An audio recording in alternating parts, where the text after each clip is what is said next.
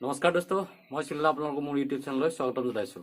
ভিডিঅ'টোৰ জৰিয়তে মই আপোনালোকলৈ লৈ আহিছোঁ বহুকেইটা গুৰুত্বপূৰ্ণ খবৰ। গতিকে বলক ভিডিঅ'টো ষ্টাৰ্ট কৰোঁ। ভিডিঅ'টো ষ্টাৰ্ট কৰাৰ আগতে চেনেলটো ছাবস্ক্ৰাইব কৰক, লাইক কৰক আৰু কমেণ্ট কৰক।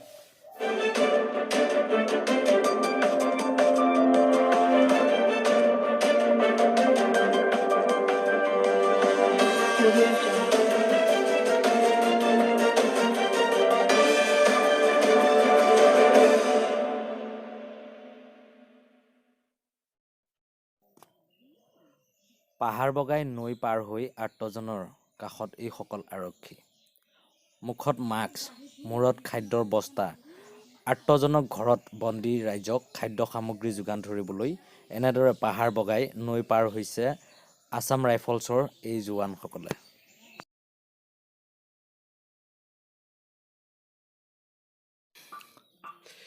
এনেদৰে ঘণ্টাৰ পিছত ঘণ্টা পাহাৰ বগাই নৈ পাৰ হৈ মণিপুৰ আৰক্ষী আৰু আছাম ৰাইফলছে এতিয়া যোগান ধৰিছে ৰাইজক খাদ্য সামগ্ৰী।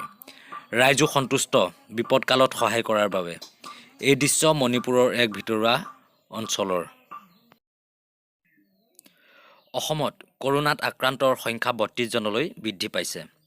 ধুবুৰীৰ কৰোনা পজিটিভ ব্যক্তিৰ পত্নীও হ'ল আক্ৰান্ত। মহিলাগৰাকীৰ স্বামীও ইতিমধ্যে আক্ৰান্ত হৈছে কৰোনা ভাইৰাছত। অসমত বাঢ়িয়েই আছে কৰোনাত আক্ৰান্ত ৰোগীৰ সংখ্যা।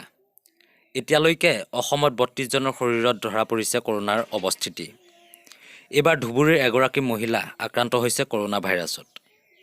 মহিলাগৰাকী নিজামুদ্দিন মাৰ্কাজ আৰু গুৱাহাটীৰ ৮ গাঁৱৰ কবৰস্থান মছজিদত হোৱা সমাৱেশত অংশগ্ৰহণ কৰাৰ পিছত কৰোনাত আক্ৰান্ত হোৱা এগৰাকী ব্যক্তিৰ পত্নী বুলি জনাইছে মন্ত্ৰী হিমন্ত বিশ্ব শৰ্মাই।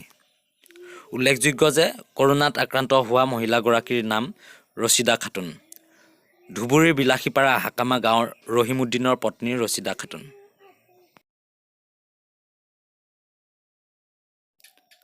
মুখ্যমন্ত্ৰীৰ আহ্বানত বহাগৰ বন্তি জ্বলালে অসমীয়াই। পদূলিমুখত ভাল দিনৰ প্ৰাৰ্থনা। মুখ্যমন্ত্ৰীয়ে নিজৰ ডিব্ৰুগড়ৰ বাগগৃহত জ্বলালে বন্তি।